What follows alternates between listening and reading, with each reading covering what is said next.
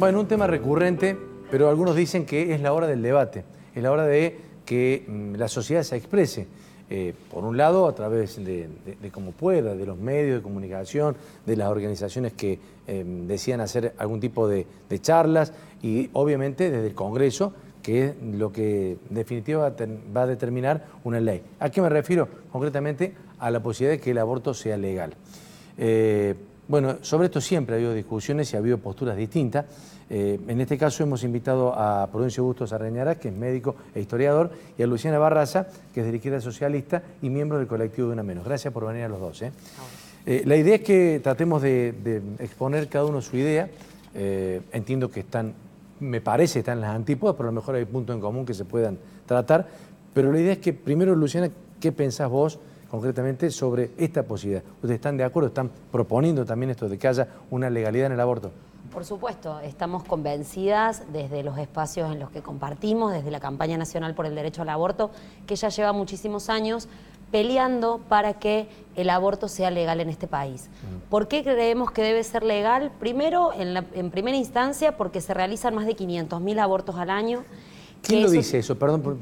Esas son estadísticas que surgen desde hace muchos años, que se están investigando desde organizaciones y además se hacen proyecciones. Por supuesto, no hay declaraciones. No hay un dato firme sobre eso. Y no, porque al ser ilegal tampoco podemos tener ni siquiera registro de eso, porque es ilegal. Bien, digo, y además, si no, y además estos 500.000 abortos al año, o sea que podemos definir claramente de que no son mujeres que no tienen religión, mujeres que por alguna circunstancia en particular se realizan un aborto, sino que es una práctica muy generalizada en el derecho a decidir de sus propios cuerpos en la historia, ¿sí? Las mujeres han tomado esta decisión.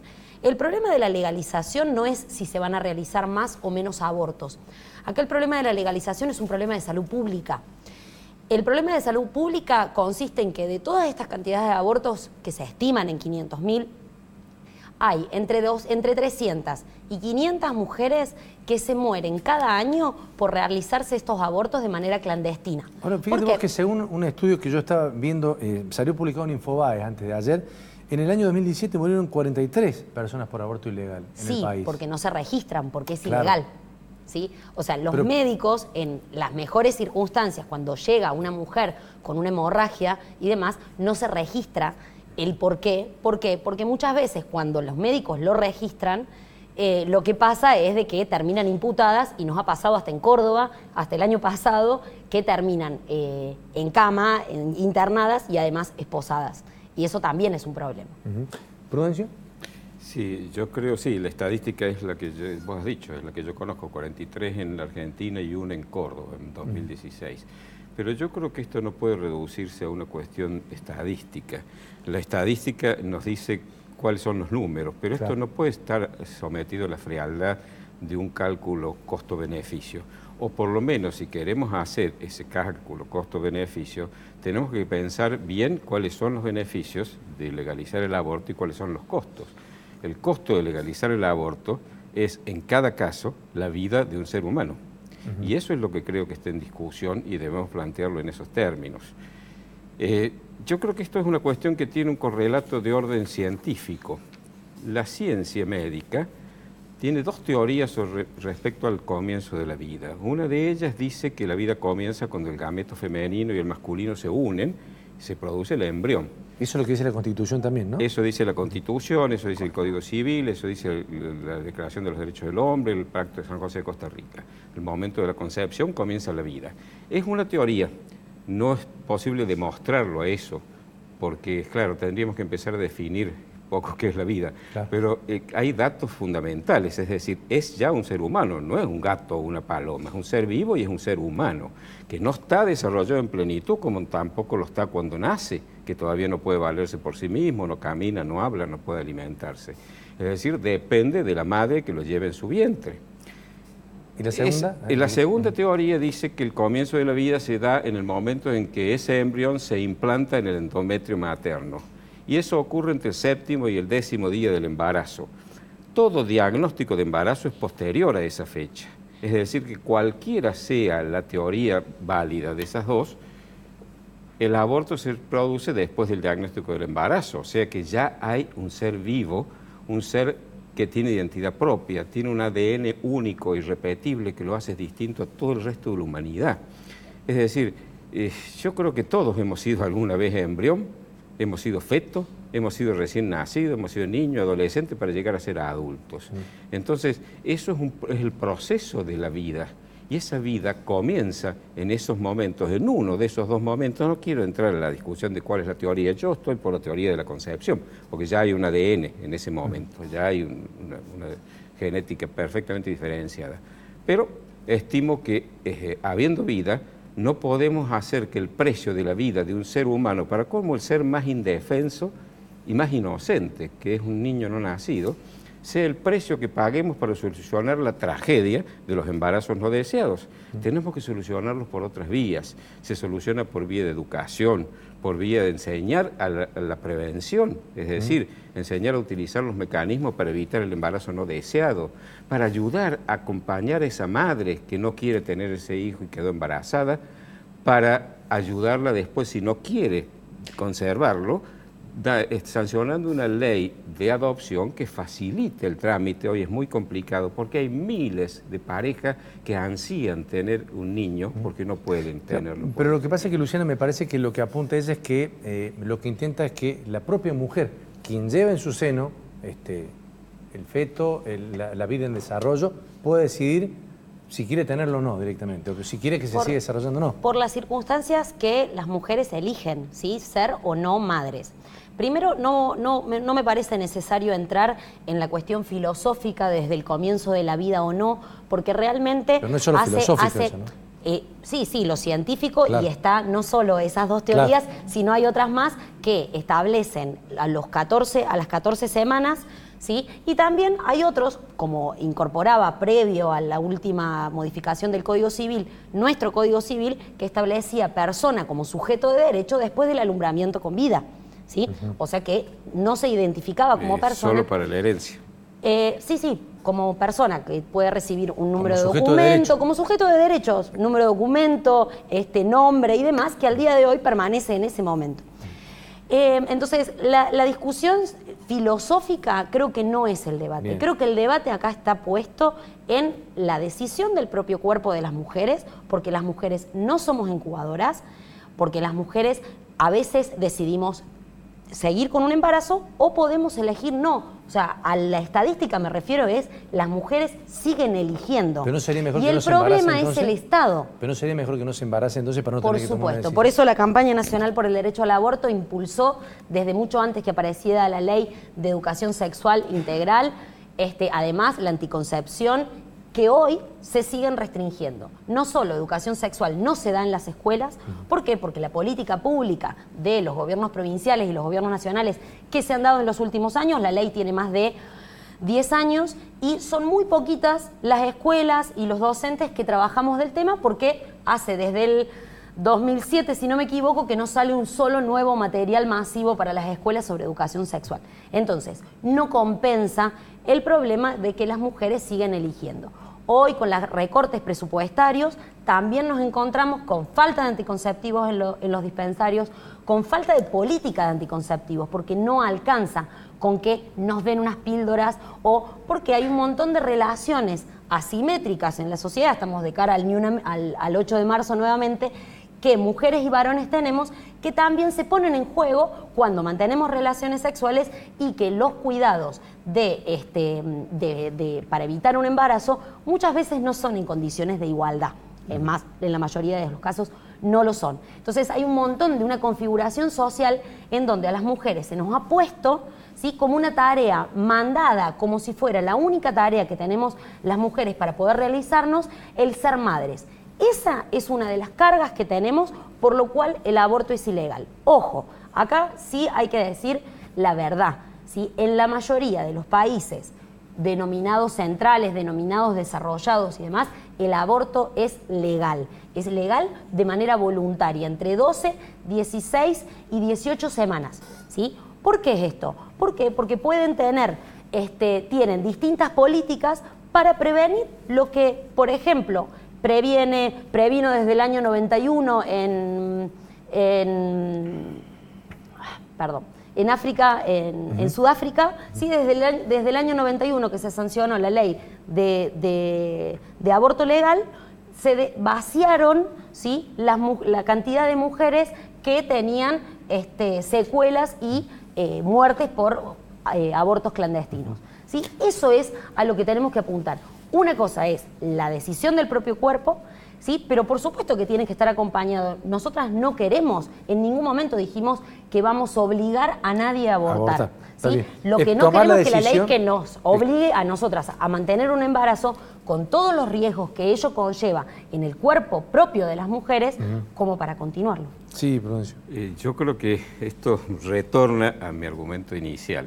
El problema evidentemente es filosófico, porque si la mujer tiene una vida distinta dentro de su propio organismo, ya no es su propio organismo sobre el cual puede decidir. Un adulto puede decidir lo que quiera con su cuerpo, lo que se le dé la gana, aún destruirlo, mutilarlo. Nadie lo castiga por eso, porque es la libertad de decidir sobre su cuerpo.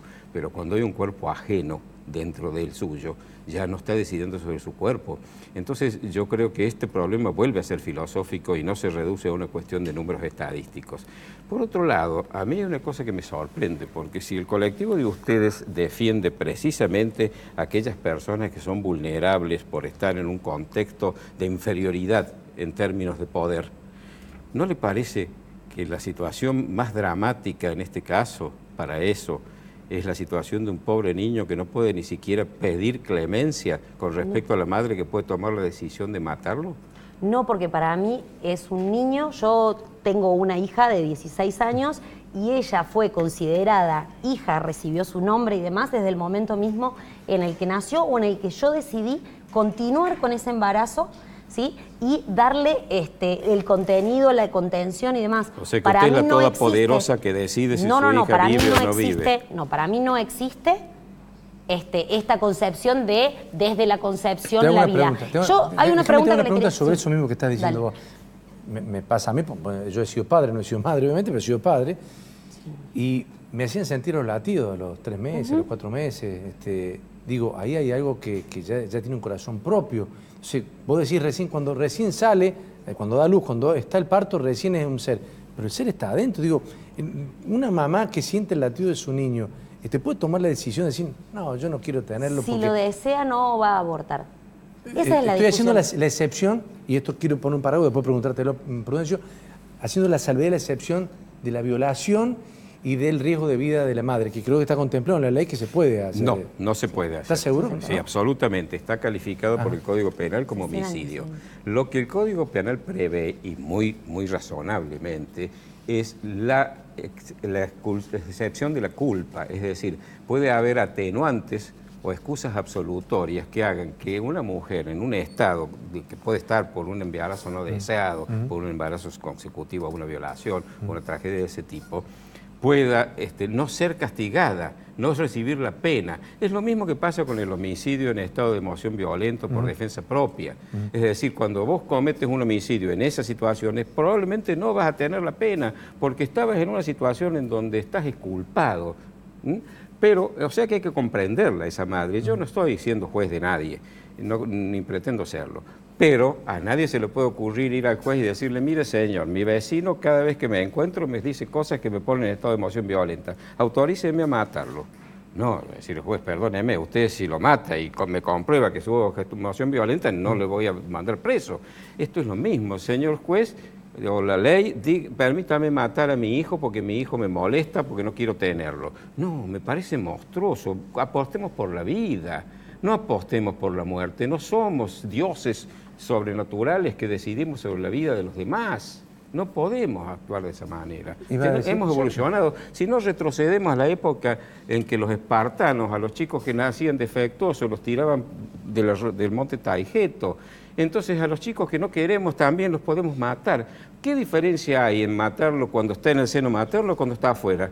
Es la misma persona, es el mismo ser. Si podemos matarlo adentro, también sería lógico poder matarlo afuera.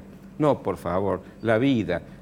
Acuérdense, Hitler también, el nazismo hacía estas cosas. A los chicos que no les gustaba los utilizaba para hacer experimentos y una serie de cosas y terminaban muertos. Esto no puede ser. La vida humana y la vida de las personas inocentes e indefensas debe ser preservada más que ninguna otra. Sí, Luciana. La comparación con el nazismo es terrible. Pero bueno, más allá de eso, lo que yo quiero discutir también es el problema de la ilegalidad, es el negocio que se arma atrás de la ilegalidad. Porque seguramente el doctor conocerá a algunos colegas que hacen fortunas con los abortos ilegales, ¿sí? Eso no es menor. ¿Para qué tiene que estar el Estado? ¿Para qué tienen que el gobierno hacer discutir esta ley y el Parlamento aprobarla? Para que esos negocios del ser ilegal y de correr riesgo la vida de las mujeres se acabe y forme parte del sistema de salud como corresponde. Porque las mujeres, así siga siendo ilegal y, como muchos argumentan, la vida desde la concepción y demás, ahora los abortos se siguen realizando. ¿Por qué se siguen realizando? Porque las mujeres siguen eligiendo por sus propios cuerpos. ¿Por qué? Porque tengan la religión que tengan la creencia filosófica que tengan, las mujeres llegan a un aborto siempre en condiciones extremas. ¿Extremas analizadas para quién? Analizadas para cada una. ¿Qué es extremo? Para mí extremo es no tener una vivienda para poderle dar a mi hijo. Para mí extremo es no tener trabajo. Extremo es tener riesgo de salud. Extremo es la circunstancia que sea. No hay ninguna mujer que se levante a la mañana y diga, bueno, hoy voy a abortar. Eso no pasa. Lo que pasa son realidades de mujeres que se ven en la situación y deciden elegir por lo que van a hacer de acá. Pero eligen quitar una vida, ese precio es muy alto, solucionar el problema no puede hacerse con el precio de una vida. El precio de los cuerpos de las mujeres son altísimos también. Pero es que nadie está atentando contra ellas, nadie las mata. Sí, porque hoy el aborto ilegal se cobra más de 300 víctimas. Eso es plata. A las mujeres, a 300 mujeres que mueren al año por abortos clandestinos, ¿sí? Porque esas cifras, te expliqué por qué, no pueden ser así. Yo creo que el debate en el Congreso es fundamental, porque de una vez y por todas, gracias a esto, gracias al movimiento de mujeres que se ha puesto de pie en el mundo, no solo en la Argentina. En la Argentina con el Ni Una Menos, que también instaló el debate, pero las mujeres están diciendo basta de desigualdad, ¿sí? Y esto es la muestra más cabal de que tantos años, es más, tuvimos hasta una presidenta mujer que ni siquiera fueron capaces, diputados, senadores y los propios gobiernos, de ponerse a discutir esto. Hoy, gracias a esas movilizaciones, estamos discutiendo y en todos los medios se está discutiendo y aparentemente la población, por las estadísticas, marcan que la mayoría estamos a favor de la legalización del aborto. Eso también es relativo, porque insisto, seguimos hablando de porcentajes de números que no lo sabemos, porque dice 65% está de acuerdo y cuando le preguntan el 50% está en desacuerdo, o sea, hay números que no cierran. Por eso digo, yo tampoco creo en estas cuestiones estadísticas. Creo que también hay que, me parece, tengo que ir cerrando el bloque. ¿Quería aportar algo más? Hagamos un plebiscito a ver qué dice la opinión pública. De todas maneras, esto es una cuestión numérica. ¿Sí? Sigo siguiendo, para mí es una cuestión de ética, de bioética. De todas maneras, yo estoy a favor de ni una menos, mejor dicho, estoy a favor de ni uno menos, porque tampoco no quiero que desaparezcan ni mujeres ni hombres. Y las acompaño en todo lo que sea defender la vida, pero no defender la vida al precio de otras vidas. El ni uno menos para mí tiene que abarcar al niño no nacido. La tremenda discordancia en el poder entre uno y otro, de los que ellas se quejan y con razón en muchos aspectos, está planteada entre la madre que toma la decisión de matar a su hijo y su hijo que no puede defenderse. Entonces también defiendan a esa criatura, no defiendan a una madre que simplemente o se pone en peligro o se siente incómoda o le genera una molestia y una complicación. Ese chico pierde la vida, estamos quitándole la vida y no la pierde por una enfermedad, la pierde porque alguien decide que no quiere que siga viviendo. Me parece que el único punto de acuerdo que puedo mostrar entre ustedes dos y entre los que yo también coincido es que previamente el Estado debe estar presente y el Estado y las organizaciones en la educación previa, en la educación de cumplir una ley.